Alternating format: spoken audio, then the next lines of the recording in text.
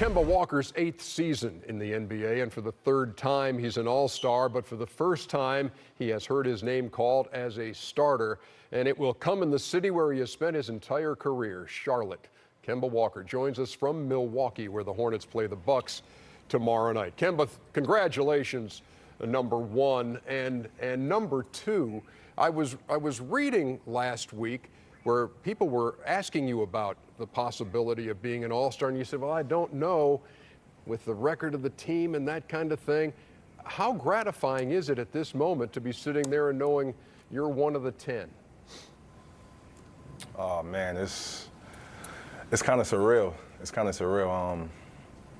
I had a lot of doubt coming into my early career about just even being the elite point guard in this league. So for me to become an all-star, for 2 straight years, and then now to become a all-star starter, most definitely proved the doubters wrong. So this is an unbelievable moment in my career.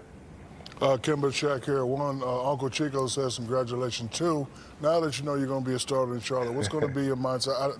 I know the game was a couple weeks ago, but what's going to be your mindset? You just going to run up and down, or are you going to trying to get MVP?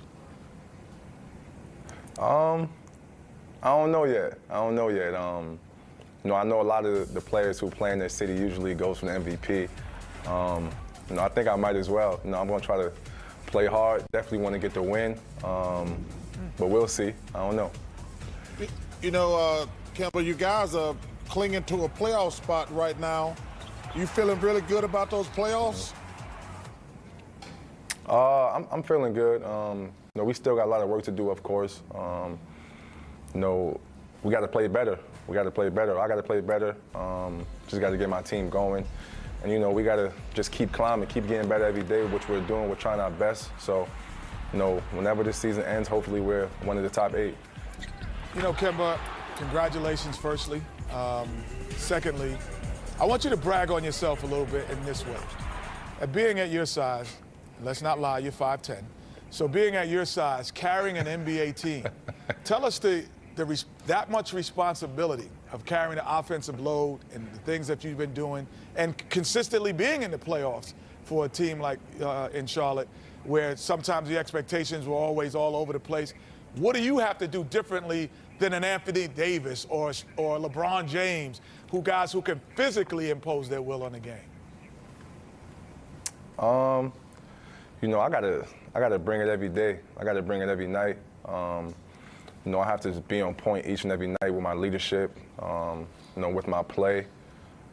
Can't show much emotion because I am one of the leaders of this team, and as I go, my team go. I know I'm not as big or athletic as those other guys, but I have a lot of other skills and things that kind of get me over the hump. My heart is definitely one of the things that get me over the hump as well. My passion for the game, and my teammates feed off that. Kemba, I'm always interested in the Charlotte situation and knowing the dynamic of being a player for a team that is owned by the legendary Michael Jordan, who is, looking over your shoulder. And we saw him earlier this year with Malik Monk made kind of the bonehead move, and MJ kind of tapped him on the back of the head a couple of times. What's it like playing with Michael watching? I don't know. For me, I'm fine. I don't know about the other guys, but for me, I love it, man. I mean, I think it makes me take my game to a whole nother level. MJ is the GOAT in my eyes, and when he's there, I know I gotta step my game up. So I love it when he's there. I mean, he's all about us. He's all about his team. He's all about us winning. So we want to impress him as much as possible. My last thing for you is just a little bit off the court, because I know one of the highlights of being an all-star starter, and Charles and Shaq obviously know this, is the introductions before the game even begins. And it's going to happen in Charlotte, which is your gym. And you have been on Showtime at the Apollo showing off your dance moves. So are you going to have something special planned for the intros in Charlotte All-Star night? Don't get Sandman on him. I'm telling you, don't get the Sandman. Not that I know of yet. I don't know yet. It's going to be exciting, though. It's going to be exciting. It's going to be fun. Gonna try my best to put on the show for the city. I'm sure you will. And Kemba, a lot of folks happy for you, man. Congratulations, brother. Getting Congrats, your first man. All-Star start. Appreciate that. Congratulations. New York in the building. man. Yes, sir. Thank you, thank you. You got Appreciate it. Can't help but be happy for a guy like that who first of all, watches just- it happen. Just such a good dude, but His family always comes when we. yeah, his mom is yeah, always she's great. funny, but it's such a privilege to play in the All-Star game. You never get tired of it, but it's just a tremendous honor. Yeah, and they have a realistic chance now to get to the second round of the playoffs. Obviously, with the unfortunate injury to Victor Oladipo, because they have a legitimate shot possibly now because Indiana was possibly going to be the third seed. They're no longer going to be that. You're And right. So they have a realistic chance, We shall see. to move up. When we I come like back. that bet. Okay. Now that we know all the starters, who should the reserves be? Always leads to some lively debate. Yes, it does. Here on the panel, and Guys. we'll probably do that again when we come back. Keep it here. Shaq got like everybody who just scores. Shaq just hate everybody. Anybody. Hit everybody. He hit All-star. everybody. All-star singular, not because of what your team do. Shaquille O'Neal was an unstoppable force in the NBA the moment he stepped onto the court. Not only was he named an All-Star as a rookie, but selected as a starter as well. Ro Parrish revisits Shaq's first All-Star appearance back in 1993 in this episode of Storytime with Shaq.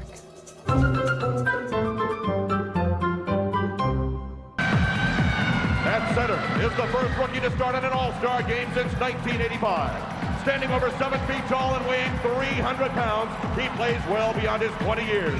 You know him simply as the Shaq. From the Orlando Magic, Shaquille O'Neal. 1993, Utah. Your first All-Star game, making it as a rookie. Number one, what were your first impressions when you get there? Did you expect to make the All-Star game as a rookie? Well, I expected to make the All-Star game, but I wasn't expecting to be starting. First of all, before I got there, terrified.com. Why? Because, all the guys that I dreamed up, dreamed of being, guys that I looked up to, I'm finally there with them. There was one moment at the All-Star game that kind of made me relax a little bit. We were doing the team picture, and the guy puts his hand on my shoulder, and I looked down, some big hands. I'm like, who is this? And I looked up, and it was the great Michael Jordan. And he said, I'm proud of you, big fella. You're going to be a great player. So once he said that, the steam just like, but after that, I kind of learned how to be an all-star performer because it's different. And, it's kind of similar to my thought process of putting on the show for the fans. But at an all-star game, you got to do extra. Come down, cross people up, dribble between the legs, better slam dunks, maybe shoot a three. So after that, I became sort of an all-star expert. So looking back at all those players that you spoke about that you were in awe of, you had that Michael Jordan moment, but talk about Pippen, Isaiah, Malone, Stockton, Barkley, Robinson. Are you able to take all that in at that moment? Do you realize how much greatness you're around when you see all those players out there with you? It was just solidifying the beginning of my greatness. Because when you come in as a rookie and everybody says you're great, and then I made the top 50 team, a lot of people was upset about that. So in my mind, I had to back it up. So by me getting selected to the All-Star game, that was sort of backing it up. I had to put up big numbers, sort of backing it up. But, I was just saying to myself when I was sitting in the locker room, damn, I made it. Medium-level juvenile delinquent who didn't start his freshman or sophomore year. 35-1, San Antonio Cole High School, lose the state championship on free throw line. Redeemed myself senior year, 36-0. 3 years at LSU, #1 pick. Everyone says you're the next greatest thing. Maybe this is the start of me being what everybody says I can be.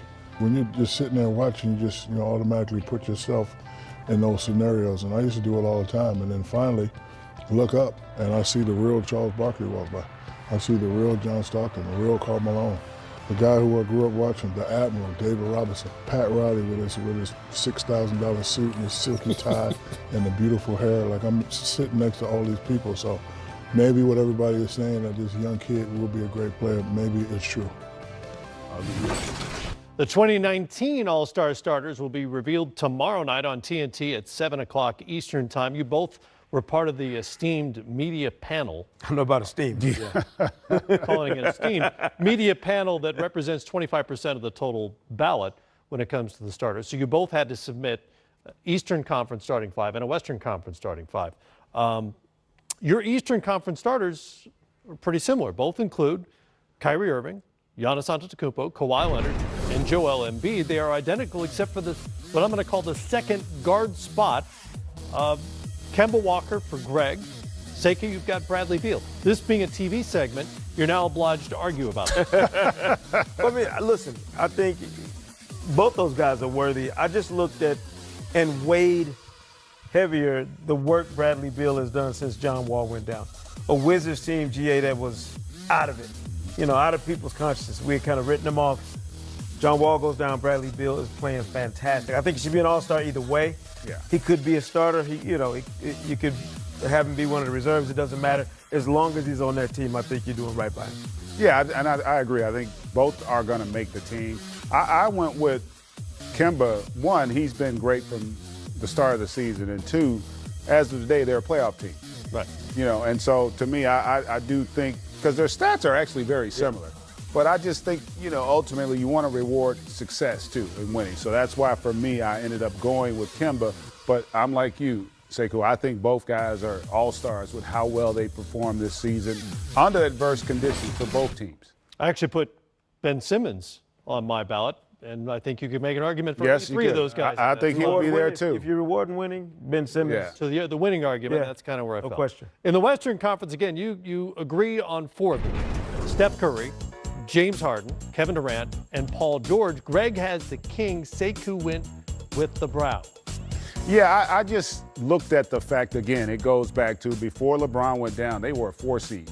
With that same team, in essence, that we saw from a season ago, and his numbers had been off the charts again. And in Anthony Davis, as much as I love him, again, he's going to be an all-star. I just thought overall, the fact that the team success just hasn't been there. That was the one area where I had an issue. And the interesting thing for me, the guy that probably is more deserving based on team success is Jokic. Yeah. Because Yeah. Jokic has been incredible this year. So, again, he's definitely going to be on the team. For sure.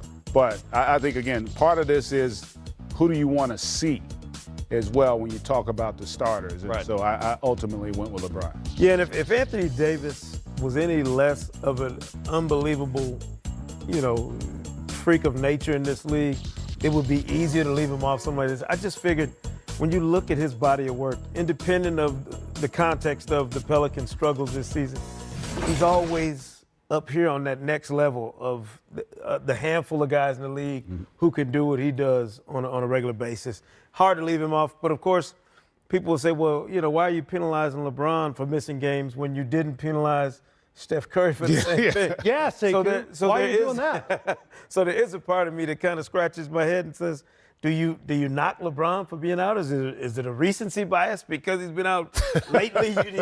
Because nobody's going to have a Western Conference All-Star starting five without LeBron James. It wouldn't make sense. But, of course, I went there. Except for you. Except you did. And yet you did it anyway. I know. Didn't you? I figured somebody had to shake There it. you go. I'm with you on AD, though. I mean, some guys, the numbers, the talent is just so overwhelming, you almost overlook. Shout out to the Paul record. George, though, for playing his way onto that list. Man, He's he's been He's been incredible. awfully good this year for the